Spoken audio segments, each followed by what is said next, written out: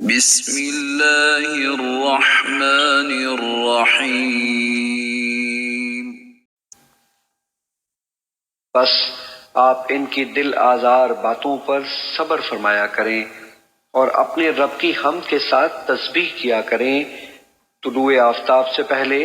نماز فجر میں اور اس کے غروب سے قبل نماز عصر میں، اور رات کی ابتدائی ساعتوں میں یعنی مغرب اور عشاء میں بھی تسبیح کیا کریں، اور دن کے کناروں پر بھی نماز ظہر میں جب دن کا نصف اول ختم اور نصف ثانی شروع ہوتا ہے۔ اے حبیب مکرم، یہ سب کچھ اس لیے ہے تاکہ آپ راضی ہو جائیں، اور آپ دنیاوی زندگی میں زیب و آرائش کی ان چیزوں کی طرف حیرت و تعجب کی نگاہ نہ فرمائیں جو ہم نے کافر دنیا داروں کے بعض طبقات کو عارضی لطف اندوزی کے لیے دے رکھی ہیں، تاکہ ہم انہی چیزوں میں ان کے لیے فتنہ پیدا کر دیں، اور آپ کے رب کی اخروی عطا بہتر اور ہمیشہ باقی رہنے والی ہے۔